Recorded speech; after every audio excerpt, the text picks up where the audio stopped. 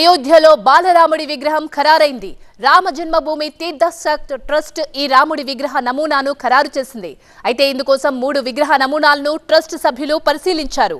5 ఏళ్ల వయసున్న రాముడి విగ్రహానికి దైవత్వం ఉట్టిపడేలా ఉన్న శిల్పాన్ని ఎంపిక చేశారు.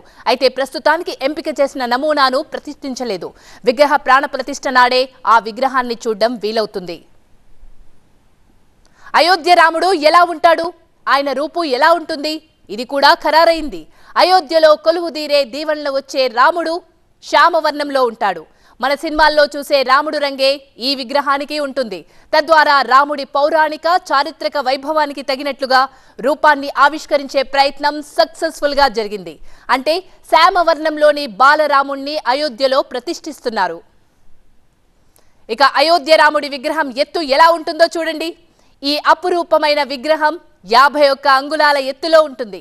51 అంగుళాలు అంటే 4 అడుగులకు కాస్త ఎక్కువగా ఉంటుందని చెప్పుకోవచ్చు. వారికోస్ వెయిన్స్ వ్యాధికి కేవలం 30 నిమిషాల్లో చికిత్స. కాల్ చేయండి 9989527715.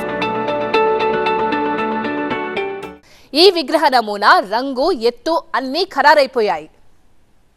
ఇక విగ్రహం సరే, ఆ విగ్రహాన్ని రూపొందించిన శిల్పి ఎవరు? ఆ అదృష్టవంతుడు ఎవరు?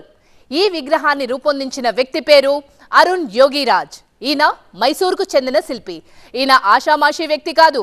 కేదార్నాథ్లో మొన్న మధ్య ప్రధాని మోదీ ప్రారంభించిన ఆదిశంకరాచార్యుడి విగ్రహాన్ని మలిచింది కూడా ఈతనే.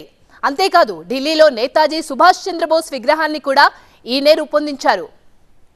ఇక అయోధ్యలో ప్రతిష్ఠించబోయే రాముడి విగ్రహాన్ని యోగిరాజ్ 6 నెలలు తయారు చేశారు. రాముడి దైవత్వాన్ని పరిపూర్ణంగా ప్రతిబింబించేలా ఈ విగ్రహాన్ని మలిచారీనా. ఇక రామ జన్మభూమి తీర్థ ట్రస్ట్ 3 విగ్రహాలను పరిశీలించింది.